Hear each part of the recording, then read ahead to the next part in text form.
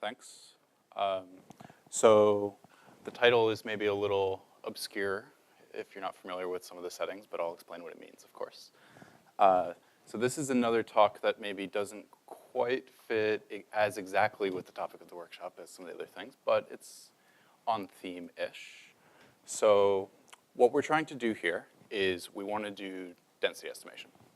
So we want a model for densities that is non-parametric and flexible, can handle complicated situations. We also want it to be computationally reasonably efficient to be able to actually use it in practice. We want it to work in at least moderate dimensions. And we want statistical guarantees for how well we're going to work.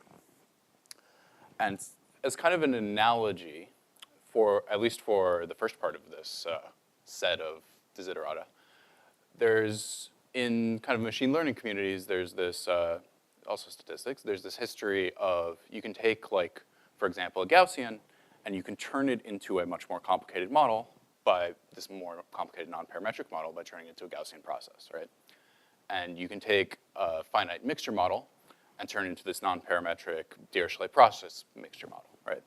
So what we're gonna try to do here is take a generic exponential family type of model, which is obviously much richer than just a specific Gaussian, and do an analogous process of making it non-parametric and more powerful. Okay, so just as a quick reminder, exponential families are this kind of class of densities that you can write in this form. And so here, the kind of standard parameterization, just as a reminder, the density at a point x is going to be determined by some function t, the sufficient statistic at that point, inner producted in, like, say we have s sufficient statistics, we'll take the inner product of that with some natural parameter. And then whichever particular distribution we have from this class is determined by this natural parameter. Then we also need a normalizer, and we have this base measure thing that is not super vital, but it is somewhat important to the model. I can talk more about that later. So for example, if we want to take a Gaussian distribution, the sufficient statistic there is just going to be x and x squared. If we take a gamma, it's going to be x and log x. And many other distributions you can get by using different sufficient statistics.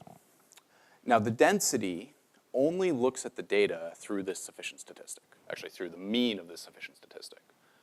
And so it makes sense that if we want to try to make this distribution richer, we're going to need to be able to look at the data in more complicated ways than just looking at its first two moments, for example. So how are we going to go about doing that? The path that we're going to take is by putting this sufficient statistic, raising it from this S-dimensional object to some kind of object in what's called a reproducing kernel Hilbert space. And so just as a reminder for how these kernel stuff work, probably some of you are very familiar with this, but maybe some of you less so. A kernel, for our purposes, is going to be some function that's kind of intuitively like a similarity function between two objects. And the kind of default example is this kernel, has many names, Gaussian, square exponential, exponentiated quadratic, some others. That's just this, you take the difference, the distance in squared norm between the two inputs,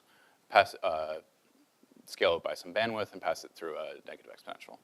So this is what the kernel function looks like. This is one example. For any kernel function that's positive definite, there is some reproducing kernel Hilbert space of functions from x to the reals.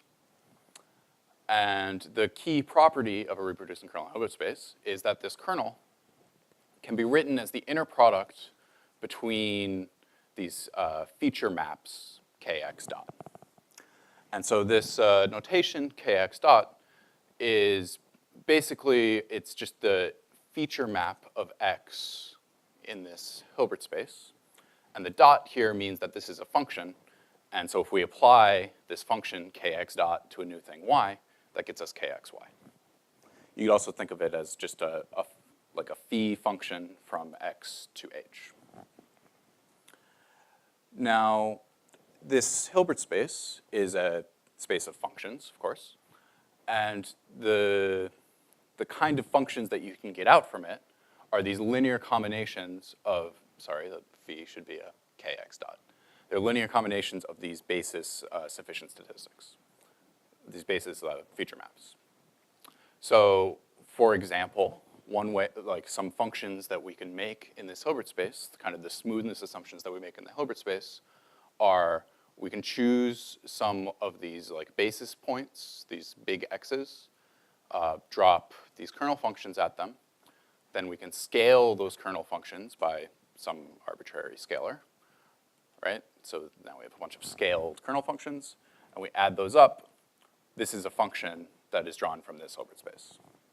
And you can get many other functions of many different shapes, but doing it the same way. All of these in this picture have the same xa points, but you can put the xa points wherever you want. You can have different numbers of them. You can have infinitely many of them, etc. So this is just kind of, given a choice of kernel, this specifies the smoothness class of functions that you're going to care about and how you can represent those functions. And now there's another key property of these RKHSs. This is the R part, the reproducing part, which is just a very simple to derive given what I've assumed already, that if you take the inner product of some arbitrary, so you have some arbitrary function in the Hilbert space, technically this is just something in a dense subset, but whatever. It's written as a linear combination of these kx dot things. So if we then take its inner product with kx dot for some test point x, here's the inner product, just substituting in the definition of f here, just rearranging the inner product, we can, and then using this property that the inner product of the kernel functions evaluates it, we get that inner producting this kernel function with any function in the RKHS evaluates the function. So this is like the evaluation functional. So now we have this structure of RKHSs. We're going to use this to plug into the exponential family. And specifically what we're going to do is we're going to take this general form for the exponential family where we have our sufficient statistics and our natural parameter. Our natural parameter is just going to be some function in the RKHS, whatever function we want it to be. And then our sufficient statistic is going to be this kernel map of the point. So taking that, just changing the names here like I wrote them there, this is what we get. And then using this reproducing property that we just derived, this is just kind of a simplification of what this class of densities will look like now. So we now have this class of densities that are a generalization of the exponential families based on evaluating functions in the Hilbert space. So of course, if we want to cover a like regular exponential family, all we have to do is choose the kernel to be the inner product of the finite dimensional sufficient statistics that we have before. So we can get a Gaussian distribution by using this kernel. That's fine. But if we use a more powerful kernel, then we can get much more complicated forms of distributions. So there's this result that if you use something that's called an integrally strictly positive definite K, which for example the Gaussian kernel is, as long as that kernel decays to 0 at the, like as you go out to the tails of the space, the kernel decays to 0, then it turns out that this exponential family is dense in the set of all distributions that decay, that have tails like this Q0 function, this base measure. So if you choose, say, a Gaussian Q0, then any distribution that is, sorry, I forgot to say this, it's got to be continuous too, of course. Any continuous distribution that does whatever it wants in some region and then eventually has Gaussian tails will be a member of this family of distributions. So what I've plotted here is just some examples of some of the shapes we can get. These are the same shapes as before, just passed through an exponential. So hopefully you believe now that we can get very complicated shapes of densities in this class. It's a rich class of densities, and it makes sense to want to estimate in it. Okay. now that we have this class of densities that we want to be able to use, how do we actually use it? Given some samples, how do we estimate what the natural parameter, this f function, would be that approximately matches the distribution that these samples were drawn from, right? So, of course, the standard thing that people would do for density estimation is maximum likelihood. But that's hard in this case for two reasons. So there's kind of two different ways that you would normally do maximum likelihood in a setting like this. One is to just like write it down as an optimization problem and just do gradient descent or something like that. But the problem here is that this normalizer, this A of f, is hard to compute. You basically have to just numerically integrate to compute it. So that, if trying to do that at each step of the optimization problem is not going to be reasonable to get out an estimate. So doing like numerical optimization maximum likelihood is going to be intractable. The other main way you would do maximum likelihood, especially in exponential families, there's this really nice result that you can get the maximum likelihood by just solving these equations of matching the sufficient statistics of your data. You end up picking the parameter that matches the sufficient statistics of your data sample. But actually, for these rich classes of kernels that we want to be able to use, this problem is ill-posed. There actually there is no natural parameter that will exactly match the sufficient statistics of your data, because it turns out that the sufficient statistics it's called the kernel mean embedding, is such a strong description of your data that the only distribution that would match the sufficient statistics is just the empirical distribution of your data set, which of course the discrete empirical distribution is not a member of this class. Yep. Okay, sure.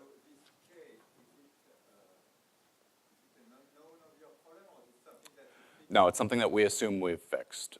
You can then...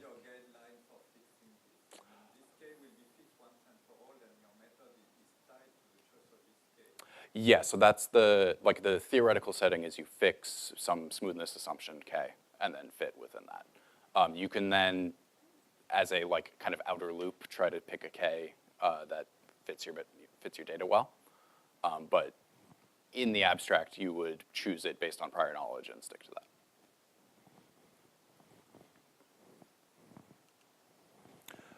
Okay, so we can't do maximum likelihood because, well, for these reasons I just said.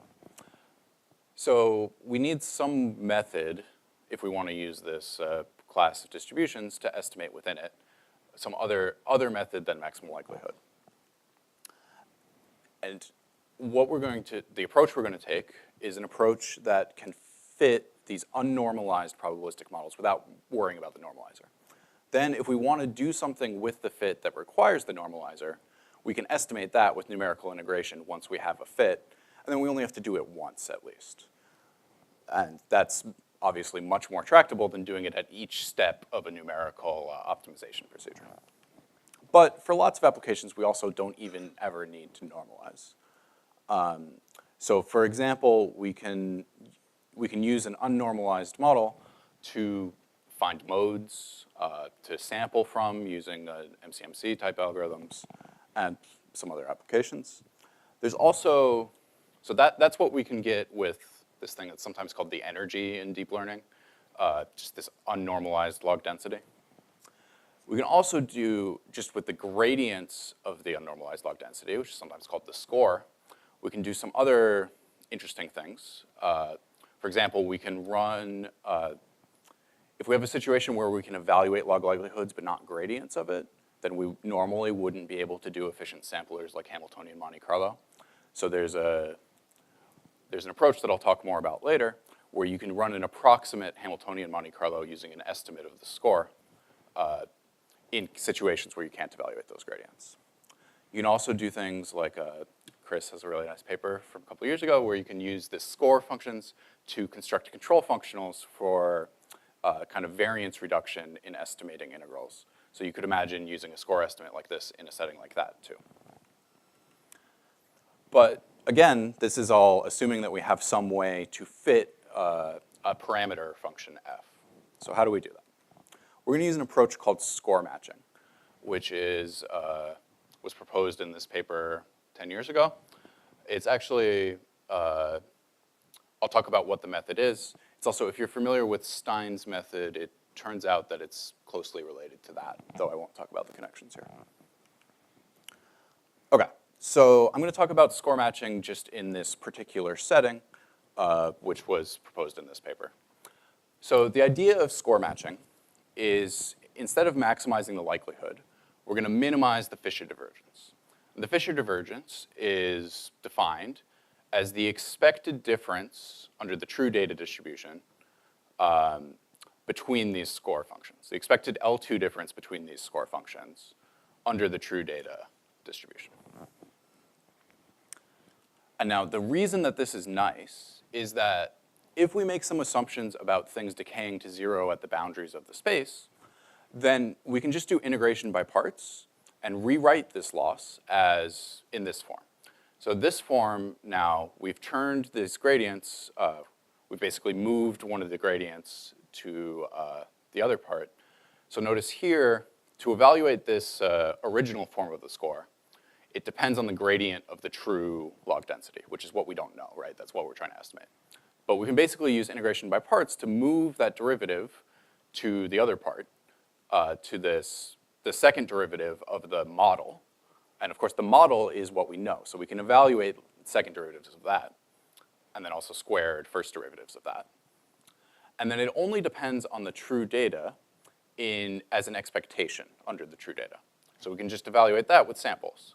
And then there's also this constant here that depends on the true data distribution, but it's constant across all models, so we don't have to worry about it when we're optimizing.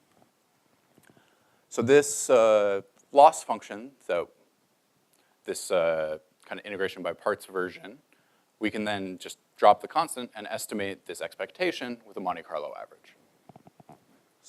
More or less makes sense?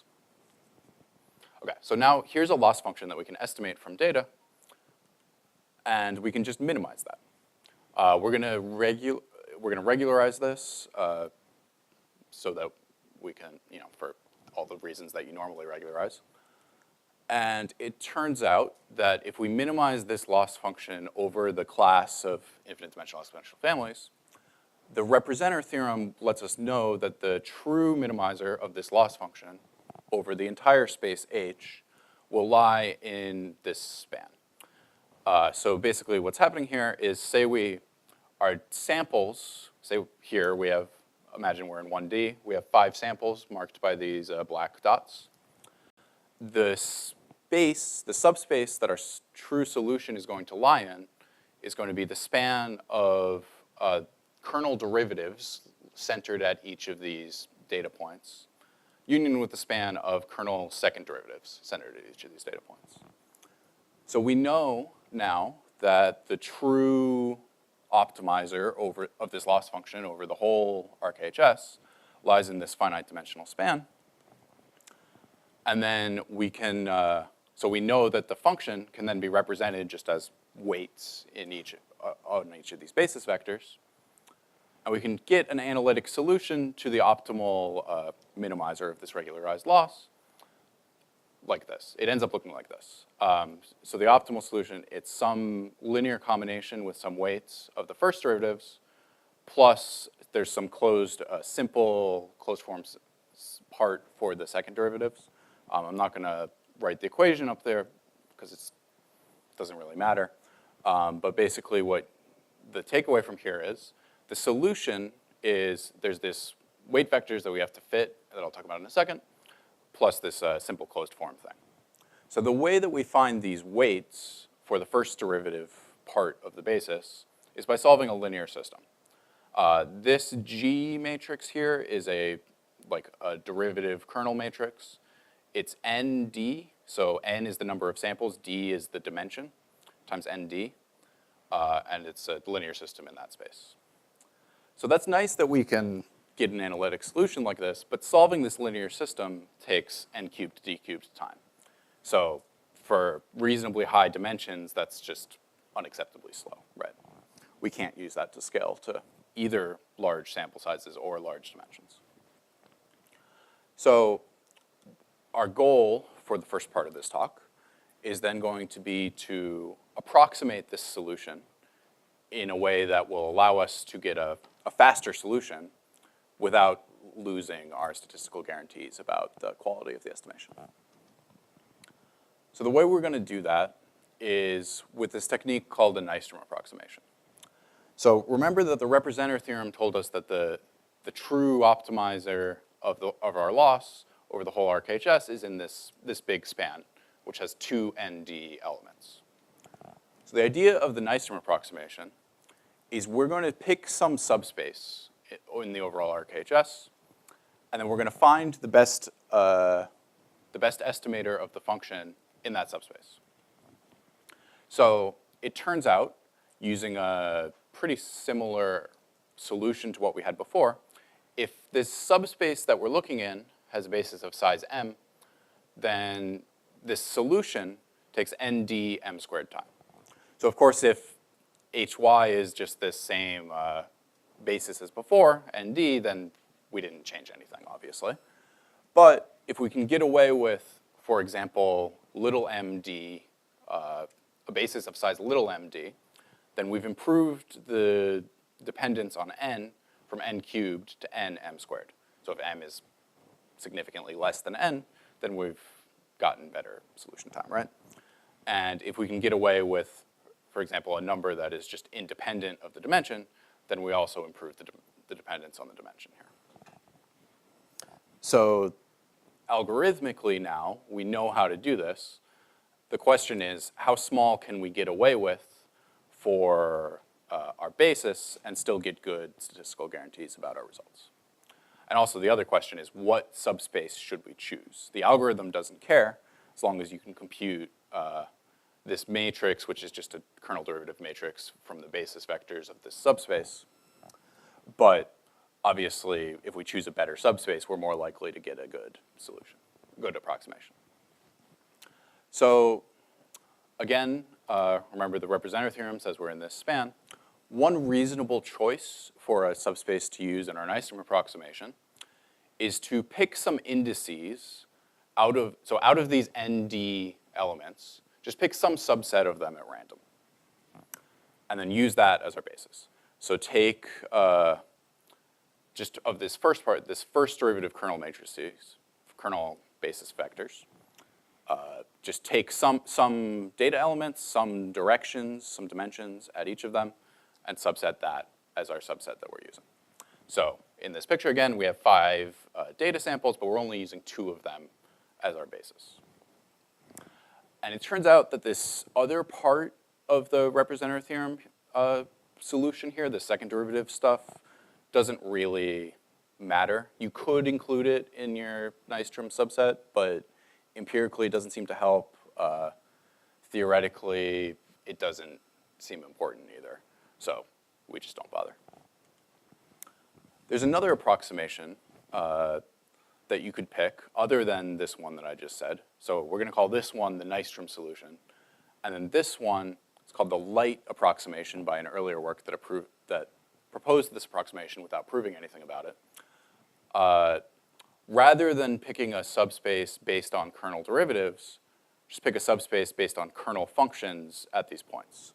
So instead of our subspace looking like these kernel derivatives at each of the data points that we choose, just put a kernel function at each of these points.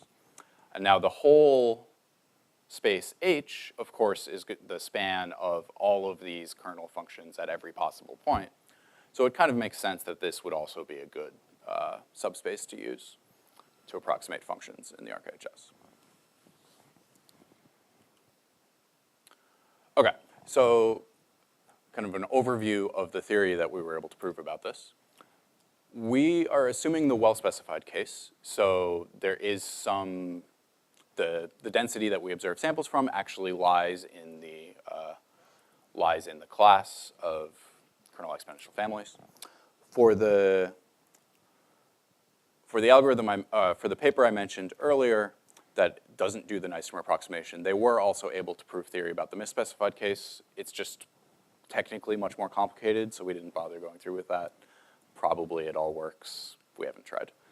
But in the well-specified case, and then making some assumptions about smoothness of the kernel and the density that match the assumptions that were made in the full data case, we then have some parameter that kind of determines how hard the problem is. I can describe exactly how this is defined if people care, but just there's this parameter theta that for the hardest problems is going to be 1/2, and for the easiest problems is going to be 1/3. So the lower, the easier. If we choose a basis of size n to the theta, that's at least of size n to the theta times d, and we decay our regularization parameter like n to the minus theta, then the Fisher distance between our estimated density and the true density is consistent, and it has exactly the same rate that that paper I mentioned earlier was able to show for the full data solution. So in terms of the bound on the accuracy, like the Fisher distance accuracy of our estimate, we get exactly the same rate as the full data thing, where we're choosing only n between square root n and cube root n, depending on the problem difficulty basis points. Now, in other distances, including like KL in either direction, Hellinger, total variation distances like that, for hard problems, we were able to show the same rate as for the full data case, but our rate saturates a little faster for easy problems. That's probably an artifact of the proof. Okay, so the vague idea of how to go about proving this, basically all of these distances can be bounded relative to the distance between the true parameter function and the estimated parameter function in the ArcHS. This like Hilbert space distance between them. So what we're going to do is we're going to define the best estimator in the subspace that we're using. So we're saying, ignoring the data points that we see, but fixing the Nystrom approximating subspace, the exact subspace that we're using, the particular data point that we're putting down the kernel functions at.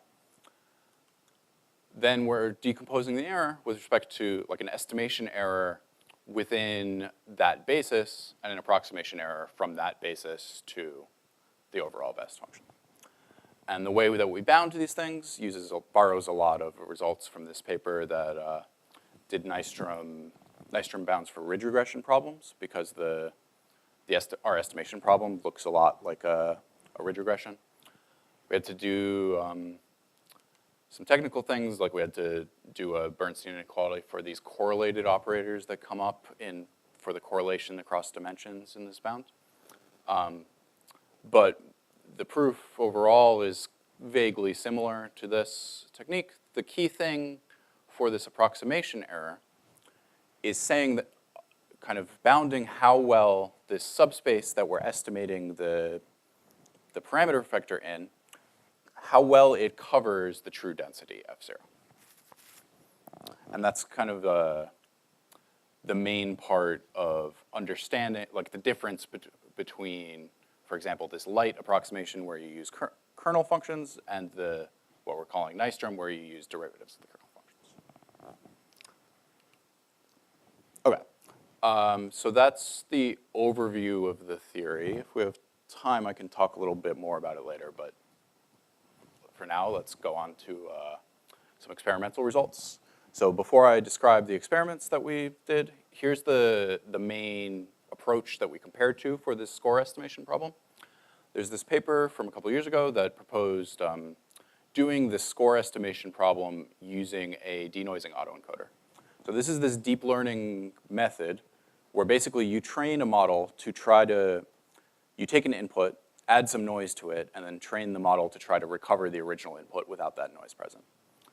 And they proved here that if you do that with a normal noise of variance sigma, then this quantity, the reconstruction error divided by the noise, converges to the score. There should be a log in there, the gradient of the log density. This is true as long as your autoencoder that you're using has infinite capacity, so it's capable of representing any function, and that you actually trained it to the global optimum in this hard non-convex optimization problem. And also this estimate depends on the amount of noise that you add. It functions basically like a bandwidth parameter in the estimator. So this is the competitor method that we're comparing to. Okay, so now to evaluate how well this approach works, we're gonna do two classes of experiments. The first one is synthetic experiments where we design a toy problem and we know the true answer, so we can just compute how well we match the true answer. The other problem is this gradient-free Hamiltonian Monte Carlo problem that I'll describe more in a second. Okay, so here's the first synthetic problem. We are taking d-dimensional Euclidean space, put the unit hypercube, and then choose d vertices out of it. Then of those d vertices, drop a normal at them, and that's our distribution. So it's a mixture of normals at d vertices of a hypercube. So in 2D, this is what it looks like. And then here's what the score function looks like. This is the gradient of the log density, so it points towards modes. Each of these basically looks like an independent Gaussian, and there's a line in between where it picks between whichever one you're closer to. In 2D, this is very simple, right? It's just 2. But as the dimension increases, of course, the structure of this gets more complicated. Okay, here are results on the quality of the score approximations for different methods as we increase the dimension. So this dark blue line here along the bottom is the case where we're doing the full kernel exponential family with all of the data, no Nystrom approximation. Then these black and yellow lines at the top are the autoencoder method for different like sizes of the network. Both of them do pretty poorly compared to all of the kernel methods here. Then in between are these Nystrom approaches with different sizes of the basis. So the two lines here that have x's are the Nystrom using the kernel derivative basis, and the two lines with dots are the light approximation, where you put kernel values down. And we can see that in this case, if you use a decent number of, like a reasonably sized basis, a reasonably large basis, then we get essentially the same performance as the full data with either one. For a smaller basis, we get worse. And in this case, the light approximation does substantially worse than the one where you use the kernel derivatives. But in this case, we're using the same, just to clarify the difference between these lines. This line here, the Nystrom with the kernel derivatives, has 42 points times d dimensions in the basis for each one of them, whereas this light thing has 42 points, period, because it only uses one basis function per sample point in the basis. So the light method is actually faster, as we can see here. So this is a plot of runtimes. The autoencoder, as we use the settings recommended by that previous paper, is actually really slow on this data too. This is not, to be fair, this is not a method that was really optimized for running fast. But if you do most of the standard deep learning things to speed things up, the estimate, at least, so for example, this is trained with a full batch LBFGS. If you just switch to SGD, the estimates get really unstable and bad. So the full batch seems to be important, for example, and that's part of the reason why it's slow. Another thing to observe here is that on the log scale, of course, the full data is always the slowest. The bigger Nystrom that does well is slightly faster. The smaller Nystrom is much faster, and then the light things are also much faster. Okay, here's another synthetic problem quickly. So this is a case where we have 3 concentric circles in 2D with Gaussian noise along the radial direction.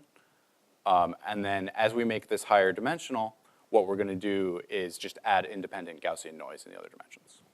So this is an interesting problem because it's more, it has more structure to it than the previous grade example did. And in this case, again, the results look vaguely similar. The difference here is that in this case, the light outperforms the Nystrom with the dimension approximation stuff. Okay, so now here's another setting, which was kind of the motivating example for Heiko, my co-author, working on this originally. So this is the problem that I mentioned earlier, where we want to do a big expectation. In this case, we want to marginalize out the choice of hyperparameters for a Gaussian process-based classifier. In this case, you can estimate the likelihood of a particular set of hyperparameters using this expectation propagation algorithm, but you can't get gradients that way. And that means that you can't use these efficient Hamiltonian Monte Carlo methods that tend to be much better samplers than the random walk metropolis Hastings approaches. And so you're kind of stuck using the slower variants of MCMC. So this earlier paper by my co-author Heiko suggested this, this way to approximate Hamiltonian Monte Carlo using one of these score estimators.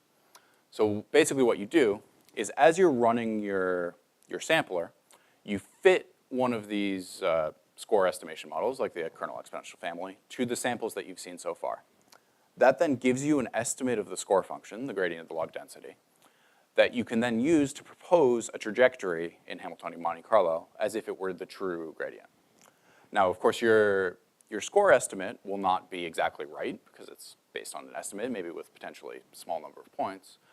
But the nice thing is that because we can actually evaluate the log likelihoods, this metropolis rejection step that's part of the Hamiltonian Monte Carlo process actually just accounts for any problems in the score estimate. So if we have a really bad score estimate, then the Hamiltonian Monte Carlo step will just reject the bad moves that we propose and will be slower, but we won't be any less accurate. So the experiment that we're doing basically is we took this classifier on a particular, this UCI glass data set, and rather than running the full sampler to evaluate, which there's a lot of moving parts in that, and then evaluating how good your samples are also requires a bunch of choices in how you evaluate that, and it's just a big complicated process. Instead, what we're going to do is we're going to say, we're going to fit our model to a bunch of samples from something that we assume is basically the ground truth. Basically, we ran Metropolis Hastings walks for a really long time and thinned them a lot so that we get samples that should be basically the ground truth. And then we track, we run our estimate based on those samples, and we track how good our estimator is by looking at the acceptance rate of HMC based on trajectories proposed by our score estimator. So if we have a good score estimate, then we should have a high acceptance rate. If we have a bad score estimate, then we'll have a very low acceptance rate. So here are the results for the different methods doing that. So this blue line is the full kernel exponential family. Here we get about a 60% acceptance rate. If we had the ideal gradients, it would probably be somewhat higher, maybe like 80%. It's hard to evaluate that because we don't know the true gradients. The autoencoder method does really poorly here. It gets like 5%-ish. So it's a really bad estimate on this particular problem.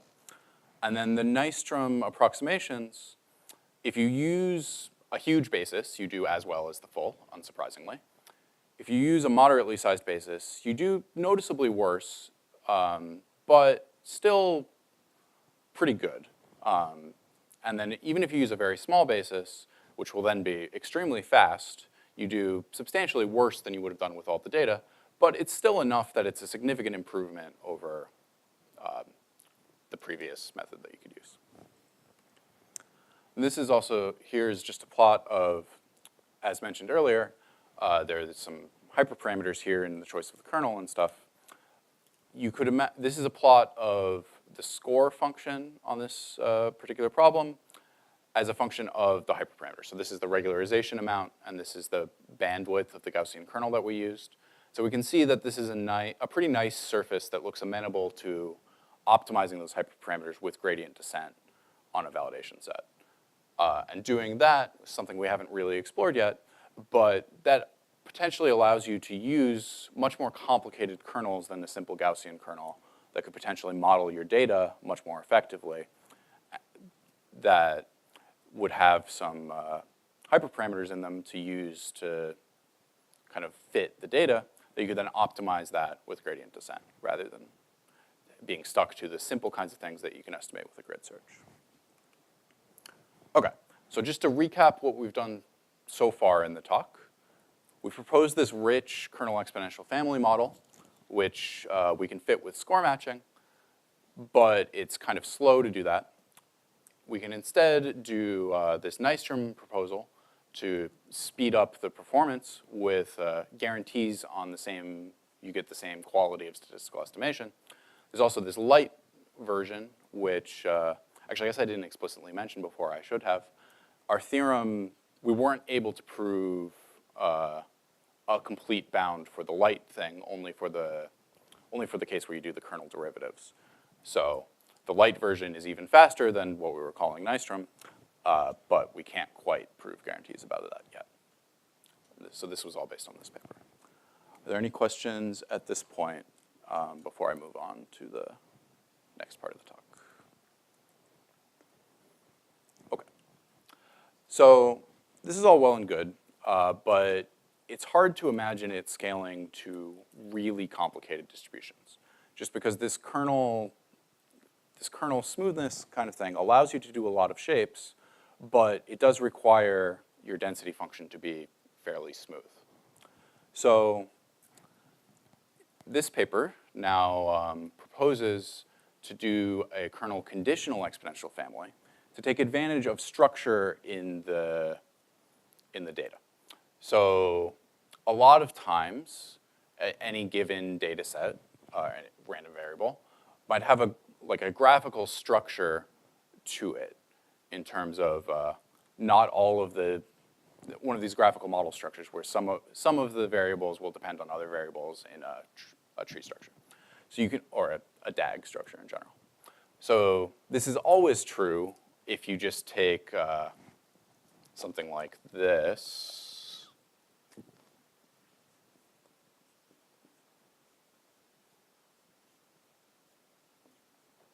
You just do a big chain like this. You can always factorize things, obviously. And then there's this whole field, of course, of graphical models that tries to construct or estimate these models that will have more efficient structures than this, like fewer dependencies that the data actually follows. And a lot of times you can get that. So what we're going to do here is, rather than the typical graphical model setup where you assume that each of these factors is conditionally Gaussian or something, we're gonna estimate each of these factors as a kernel exponential family model, a new variant of them that can be conditional. And then each of these factors we can estimate independently and then multiply them all together to get a final model for this whole complicated data. So, for example, just to understand the setup, we're going to say x is going to be some variable that we're conditioning on, and y is the density, what we're going to evaluate is the conditional density y given x. So we want, given this joint distribution, we want to be able to say the conditional density of y given x is -1 is this density curve, for example. And we want to be able to estimate that as a function of x. So how are we going to go about doing that? So we can take this same setup that we had before for the kernel exponential family and just replace the sufficient statistic that we had before with something that's a function of both x and y, right? And of course, the normalizer will also depend on x. This will all be conditional on x. So the particular way that we're going to do that is we're going to say, okay, for a particular x, we're going to have a natural parameter that depends on x, and then it's otherwise going to be a kernel exponential family, like we just talked about. So now this fx is the natural parameter for conditional on a particular x in the Hilbert space G, and then we have just the rest of the machinery exactly as before for the kernel exponential family. And now this feature map, this form that I put in the first equation, can be written in terms of the second equation by using a vector-valued RKHS. And what that looks like, basically, is we say this fx is going to be the outcome of some linear operator, gamma x star, on f, which we can then convert into an operation just by moving the adjoint around on this original Hilbert space H, which is going to be a vector-valued RKHS. Okay, so what do we do to fit in this conditional model here that we care about? Well, the first thing that would make sense to do as an analog of score matching would be to minimize the score, the Fisher divergence, between the joint distributions, right? So this true density of x times the true conditional density of y given x from the model's marginal density of x and conditional.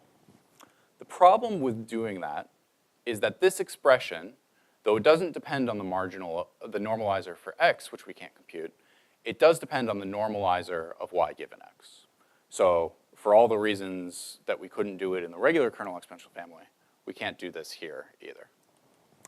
So instead, we're going to propose minimizing this kind of expectation of conditional divergences. So what this loss function we're going to use is we're going to put some distribution over x, which maybe ideally would be the true marginal, but it doesn't actually really matter what it is as long as it covers the actual support of x. And we're going to look at the expectation of the Fisher divergence between the conditional distributions. So if this is 0, then for this to be 0, of course, because it's an expectation of a non-negative thing, each of these things need to be 0, at least for pi almost all of them. That would mean that the conditional distributions match almost everywhere. So that's good.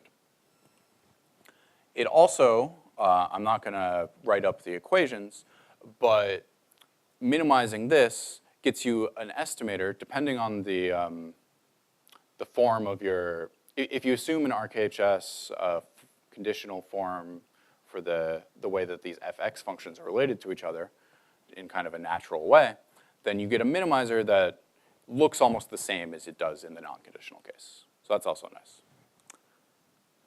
Here's a problem, though, with this loss function. Here's a case where it doesn't really work as you would want it to. So imagine we have this distribution, which here's the distribution of y given x equals 1, and the distribution of y given x equals minus 1. And we're going to say we have a discrete distribution on x. It can only be 1 or minus 1. Now, if here's the marginal distribution, if we say that x is equally likely to be either of these two things, it's just the average of these two densities, right? Now, the problem is that our loss function, the expected Fisher divergence between these conditionals, is actually 0 here, which contradicts what I just said about it only being 0 if they match. So, to clarify what I just meant, is the loss function between this conditional distribution and the distribution that ignores the conditioner and just gives you the marginal on y is 0. Now, the reason for that is, remember, our loss function is this expected conditional divergence, and then this Fisher divergence is the difference between these score functions, so the gradients of the log densities, when it's 1 from when it's this marginal. So if we look at that, just for the case, imagine when it's 1, so over here, we're comparing this distribution, the red distribution, to just this part of the teal distribution. This part of the teal distribution doesn't show up at all because we're taking expectations in the case, we're taking conditional expectations on x being 1, so we never evaluate this density over here. And now these two densities are exactly the same as each other, except that this one is half of the other. But remember, the whole point of this is that we don't care about the normalizer. We're not worrying about the normalizer at all. So this is 0. And then the same thing in the other case. So our loss function is 0. Now, the reason that this happened is that when I said before that it's 0 if and only if they always match, is that this situation actually violates the assumptions of the theorems that are proved in this paper. But, so in some sense, oh, we don't have to worry about that. It's not really an ArcHS, whatever. But, of course, it's possible to get a real situation that approaches this. So you need to be really careful when you're using these models that you don't end up in something close to this situation. So that's a problem with them. But here's some experimental examples anyway of just applying these conditional models and hoping that problem doesn't come up on 2 data sets. So here's 2 example data sets. One is Parkinson's, which is a distribution of some various like measurements of aspects of recordings of people's voice when they have early stage Parkinson's, which maybe it's not yet noticeable to someone looking at the person or listening to them talk, but it turns out that there are actually markers that you can detect in the acoustics of their voice that they're starting to get Parkinson's disease. And then the other data set is this red wine data set, which is measurement of a bunch of chemical aspects of some wines. So these are 15 and 11 dimensional, and they have a few thousand samples each. So they're not hugely high dimensional or huge numbers of samples, but they do have these kind of sharp structure to them. So they're a good example for evaluating our models.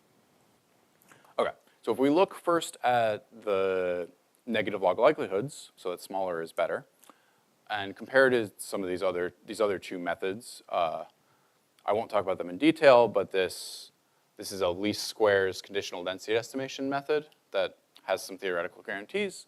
And then there's also the neural, I forget what the R is. Anyway, it's an autoregressive, there shouldn't be an R, that's why. I don't remember what it is. This is the neural autoregressive density estimator. So this is like a deep learning-based autoregressive model. So if we look at negative log likelihoods, we can see here that on Parkinson's, our conditional model does better than the other 2. On red wine, the neural one does a little bit better, but we're kind of comparable in terms of likelihoods. And both are much better than this conditional density ratio estimation-based model. What do the samples look like? So here's 2 of the dimensions out of, I think it was 11 for this red wine data set. The black here are data samples on the marginal on these 2 distributions. And the red are samples from a kernel exponential family that's just fit on the whole thing, nothing conditional. So we can see that it does basically, it gets the basic shape right, but it also has a bunch of stray points here where the true data doesn't have any support, right? So it doesn't quite match the distribution that well. Whereas the conditional model does a much better job. It gets these sharp lines much more effectively without, well, putting very few samples kind of out in this region where the real data doesn't have any samples. The same kind of thing is true here on the Parkinson's data. The kernel exponential family model does okay, but it's kind of over-dispersed in the region where there's no actual data, whereas the conditional model does a much better job of fitting to these sharp boundaries. Okay, so just to recap overall, we have these models. The Nystrom manages to give us speedups with guarantees on the performance. The conditional model manages to get us to these more complex models. They're really easy to plug into each other to get both, though we didn't quite do that yet. And you can still get some theory on this density estimation stuff in a more complicated setting that's reasonably practical. So that's it. And I can answer some questions if you have any.